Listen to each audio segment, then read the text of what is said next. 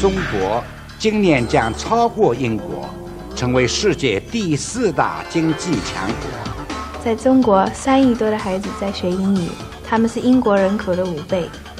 中国的纺织业占全球产量的20%，或许你现在身上穿的衣服就是那里制造的。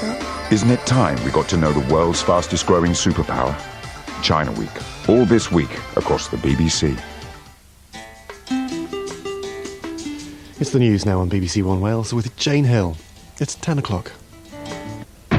No more concessions on the terror bill as Britain's former top policeman backs the measures. Sir John Stevens says people haven't understood the brutal reality of the terrorist threat.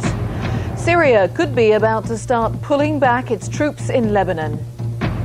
A surprise win in the first race of the Formula One season. And Panorama is on the catwalk with a $1-a-day dress to show how unfair trade can make it harder for poor nations to work their way out of poverty.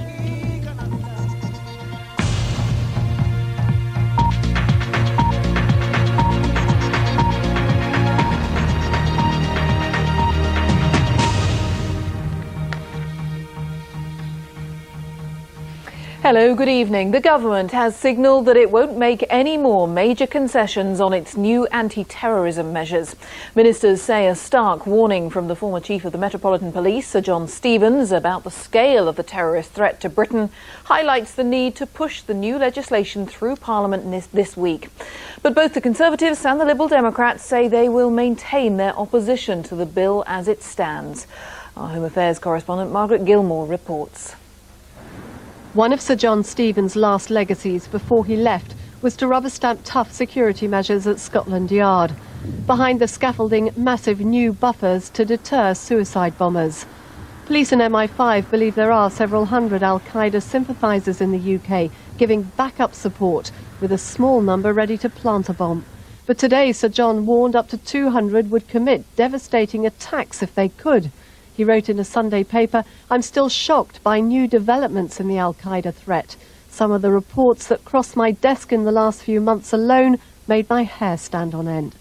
His words have alarmed some in anti-terrorist circles, where they don't want to talk numbers for fear it gives too much information to the terrorists. Some aren't convinced by his figures. I think it's a little over the top. I'd certainly never heard before a figure of 200 al-Qaeda terrorists bandied about. And it's interesting that we've got the figure, but without any backup substantiation of it. Perhaps more controversially, Sir John has entered the debate over detainees held without charge in jails like Belmarsh. The law lords ruled jailing them breaches their human rights and they're due to be freed as early as Friday. That, claims Sir John, is madness, as he says they're dangerous. He says human rights are being too skewed toward the individual, this small group of evil individuals in particular. Sir John says new anti-terrorist laws must be pushed through, though he has reservations about house arrest as an alternative to jail. Today the government urged opposition MPs to do just this and support their plans. I don't think there's going to be any further compromise on our determination to protect people in this country from terrorism, and the other parties will now have to make their mind up. The Lib Dems already have. Today they voted to continue opposing the new anti-terrorist laws because they give too much power to the government instead of judges. We should certainly respect what senior policemen like Sir John say about the terror threat, but that doesn't mean to say you have to throw away hundreds of years of principles of justice. The Tories also want judges, not ministers, deciding who's detained, fearing long-standing legal principles like the right to a fair trial are at stake. Tonight they still want concessions. We've made two very fair offers to the Prime Minister: either continue the existing statutory powers to detain foreign suspects or put the new powers onto the statute book just until November, give people time to think about it carefully. Some who are still at the sharp end of the fight against terrorism are slightly uncomfortable that Sir John's words could cause undue alarm. On the other hand, like him, they want as much power as they can get to track suspects, and they want the government to send a strong message of deterrence. One thing driving Sir John is the fear that whatever's done, one attack could get through. Margaret Gilmore, BBC News, Scotland Yard. Well, let's talk to our political correspondent, Gitto Harry. Gitto, well, no doubt about it, the timing of these remarks is extremely helpful for the government.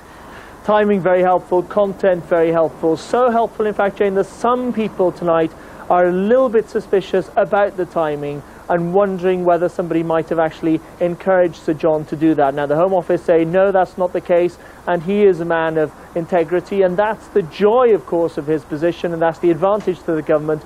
He's not a politician. He's not a man who's been sitting in there debating for years. He's been at the cutting edge, a professional policeman. So what he says on these issues tends to carry a lot more weight, and that's why a lot of people who might have been considering rebelling, for instance, on Labour's ranks, might actually reconsider now, and that's why the political opposition parties in Parliament